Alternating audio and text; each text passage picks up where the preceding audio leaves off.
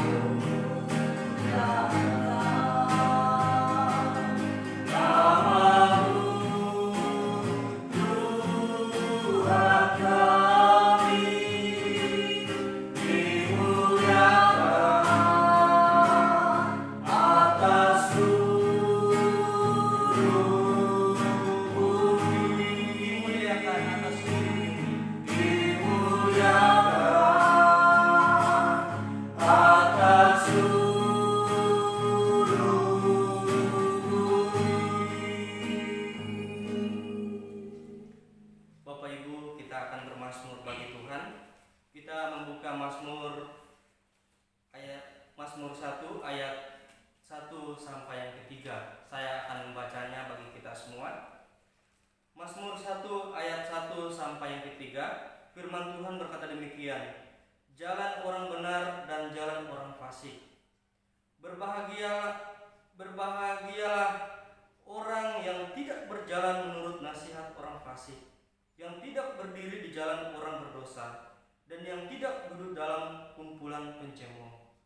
Tetapi yang kesukaannya ialah Taurat Tuhan, dan yang merenungkan Taurat itu siang dan malam.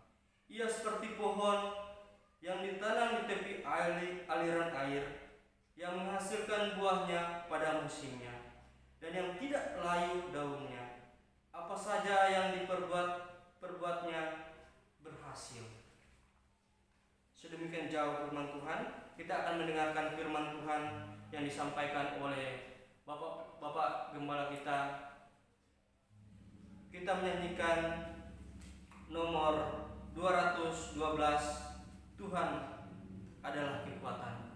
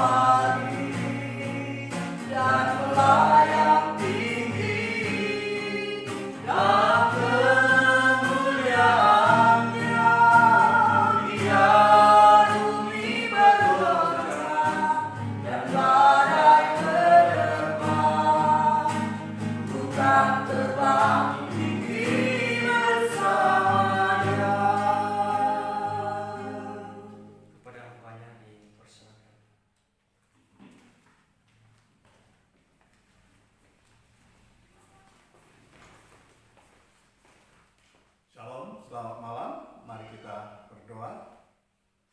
Bapa di surga, terima kasih Tuhan, hari ini lagi kami boleh bersekutu bersama keluarga di rumah kami masing-masing. Ya Tuhan memberkati jemaat-Mu yang melakukan ibadah persekutuan rumah tangga di rumah masing-masing dalam keberadaan mereka, bahkan apapun yang mereka gumulkan hari ini. Biarlah Tuhan menolong dan menyertai, sehingga mereka beribadah hari ini boleh dikuatkan dan diteguhkan oleh Tuhan. Terima kasih Bapa di surga. Kami akan membaca firman-Mu dan merenungkannya, kiranya Tuhan memberkati kami. Dalam nama Tuhan Yesus, Tuhan dan Juru Selamat kami. Amin. Mari kita membuka Alkitab kita dalam satu bagian firman Tuhan dalam 2 Korintus pasal 9 ayat 6 dan ayat yang ke-8. 2 Korintus 9 ayat 6 sampai ayat 8. 2 Korintus 9 ayat 6 sampai ayat yang ke-8. Demikian firman Tuhan. Camkanlah ini, orang menabur sedikit akan menuai sedikit juga, dan orang yang menabur banyak akan menuai banyak juga. Hendaklah masing-masing memberi menurut kehendak hatinya, jangan dengan sedih hati atau karena paksaan, sebab Allah mengasihi orang yang memberi dengan sukacita. Dan Allah sanggup melimpahkan segala kasih karunia kepada kamu, supaya kamu senantiasa berkecukupan di dalam segala sesuatu, dan malah berkelebihan di dalam pelbagai kebajikan. Puji nama Tuhan. Pokok pikiran pada hari ini saya mengambil tema memberi tetapi melimpah. Kita kadang-kadang punya konsep matematika, bukan konsep seorang penabur.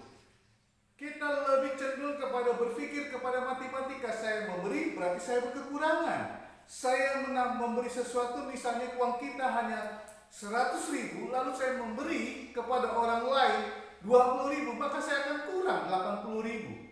Itu konsep matematika. Kalau bisa dikatakan 2 tambah 2 4, 2 kurang 2 sama dengan 0. Itu konsep matematika. Tetapi mari kita belajar dari firman Tuhan hari ini adalah konsep seorang yang menabur. Ayat 6 dikatakan konsep memberi dan melimpah ini adalah konsep Tuhan Yesus ajarkan kepada kita tentang bagaimana orang yang menabur.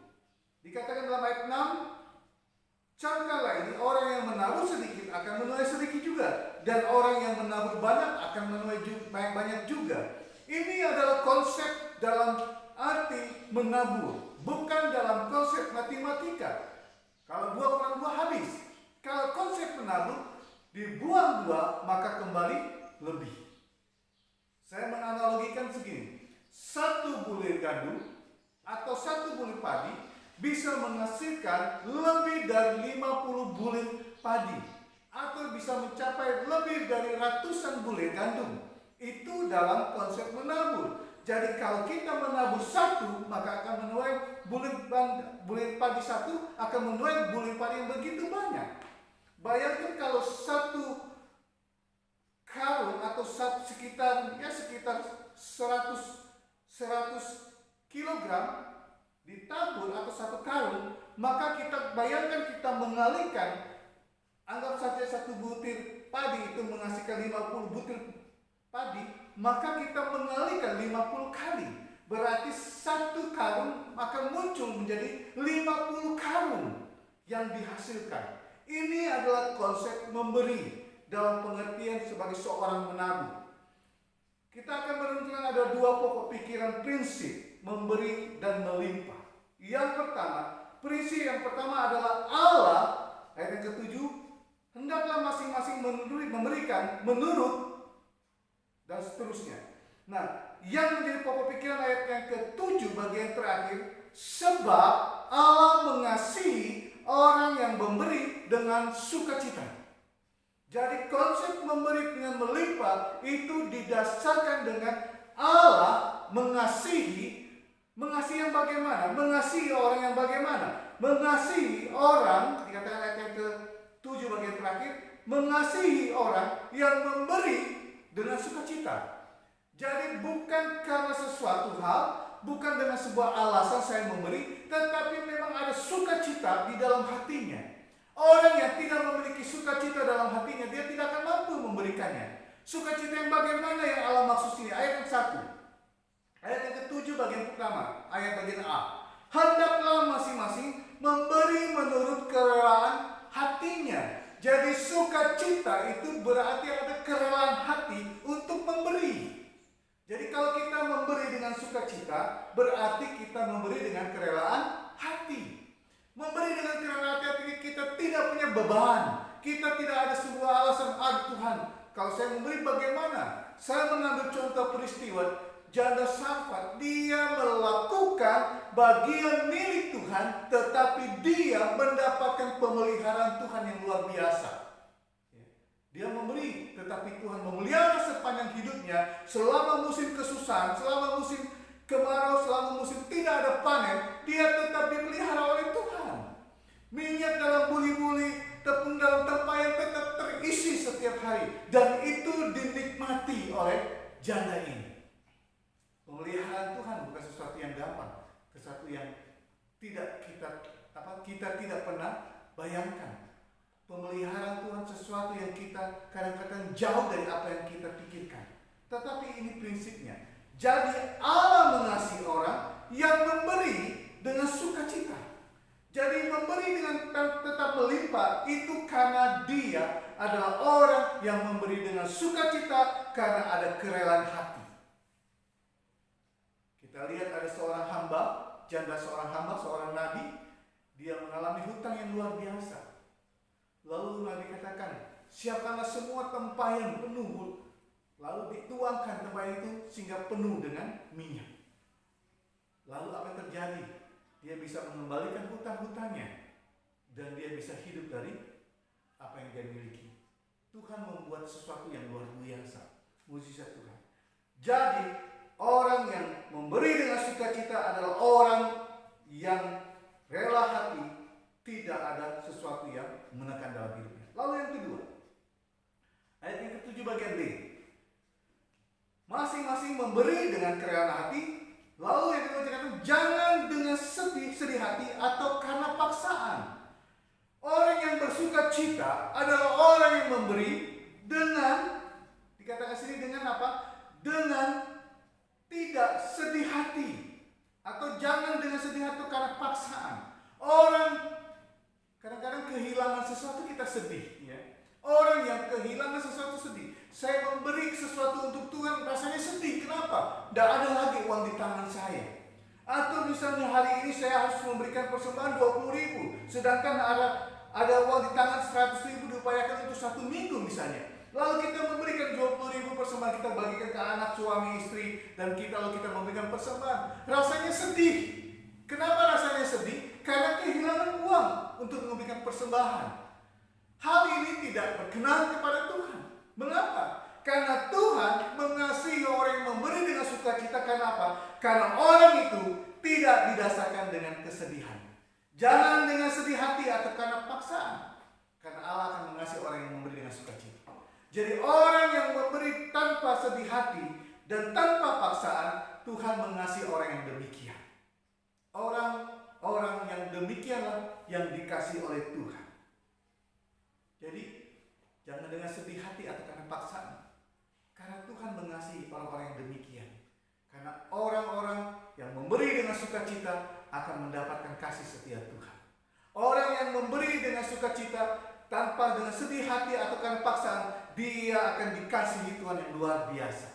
Ada banyak cara Tuhan yang kita tidak mengerti, Bapak Ibu, Saudaraku. Ada banyak cara Tuhan untuk memelihara hidup kita. Ada banyak cara Tuhan menunjukkan kasih setianya kepada kita.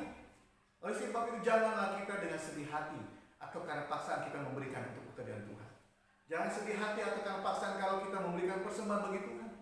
Karena Allah mengasihi orang-orang yang tidak sedih hati dan tidak tanpa paksaan. Allah akan mengasihi orang yang demikian.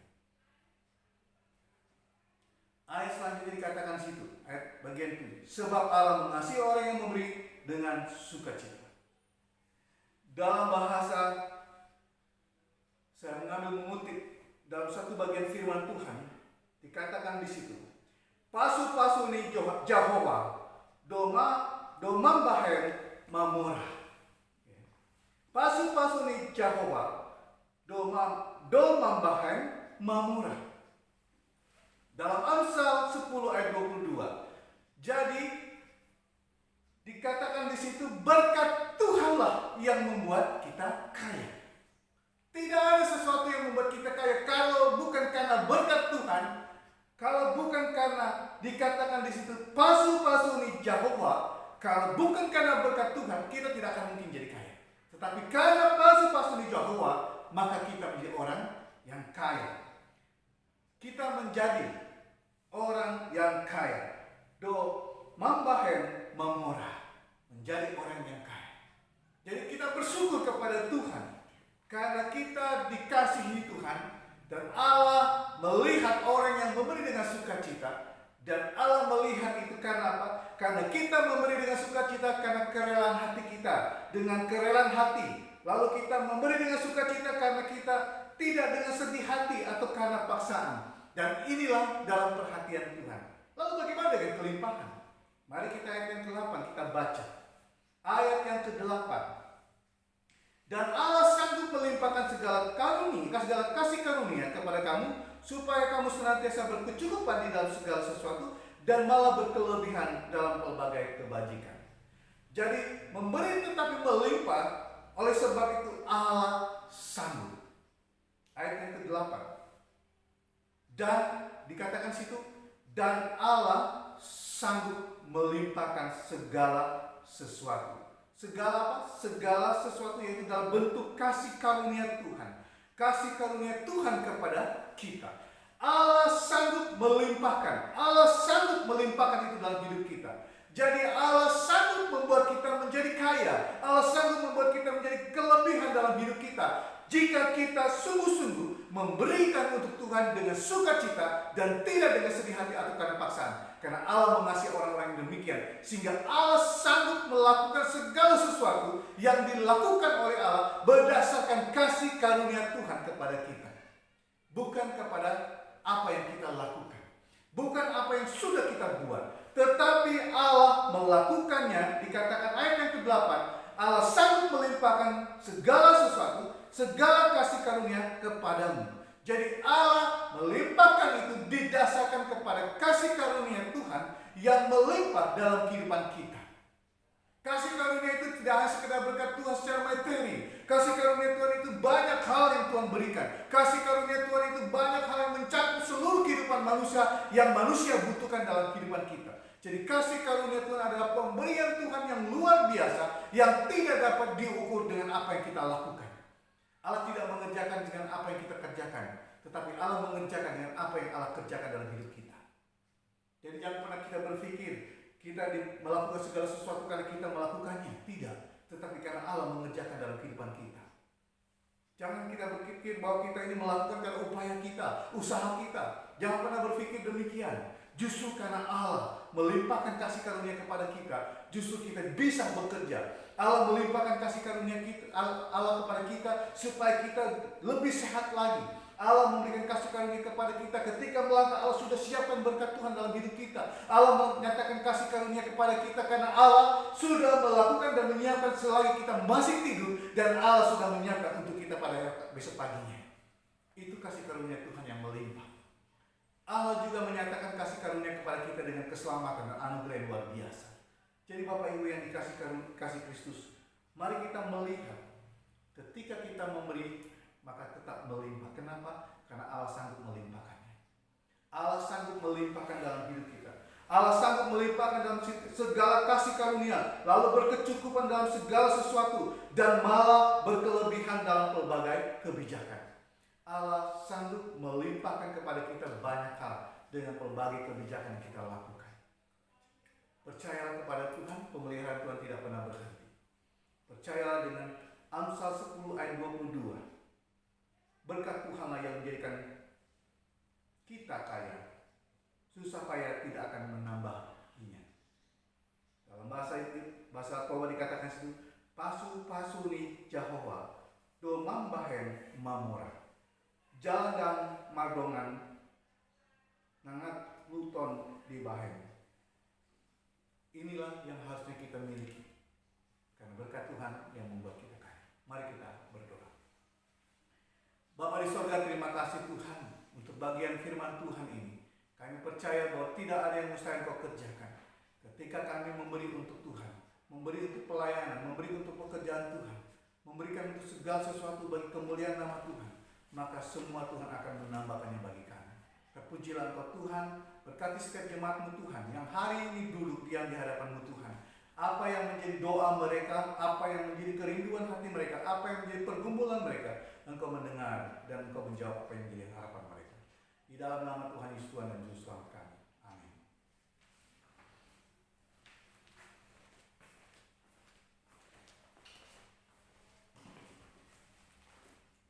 Bapak Ibu, kita akan memberikan persembahan.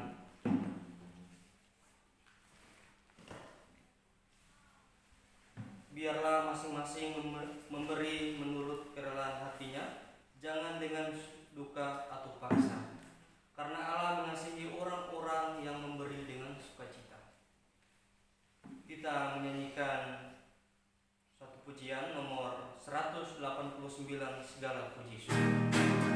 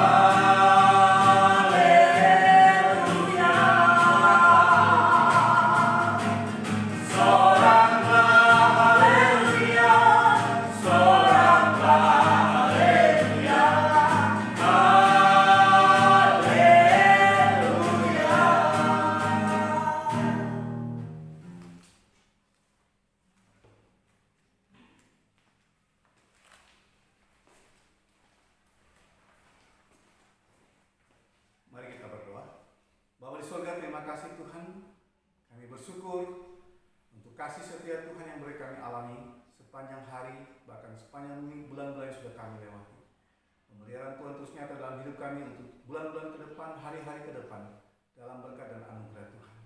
Berkatilah setiap jemaat-Mu Tuhan yang beribadah pada hari ini, dalam ibadah mereka di rumah mereka masing-masing. Biar Tuhan memberkati sukacita mereka, Tuhan memelihara kehidupan mereka, Tuhan menambah-nambahkan berkat dalam hidup mereka. Apapun yang menjadi doa mereka, apapun yang menjadi harapan mereka, apapun yang menjadi pergumulan mereka, Tuhan Engkau menyertai mereka dan menolong mereka semua, sehingga mereka boleh mendapatkan bagian berkat-Mu dalam hidup mereka. Dan kami percaya tidak ada yang mustahil Engkau kerjakan bagi jemaat-Mu. Terima kasih Tuhan, kami tetap berdoa untuk mereka yang sakit dalam kelemahan tubuh, biar Engkau menjamah satu persatu. Di dalam kehidupan mereka, biarlah Tuhan menolong. Apapun yang menyebabkan mereka sakit, kami berdoa di dalam nama Tuhan Yesus.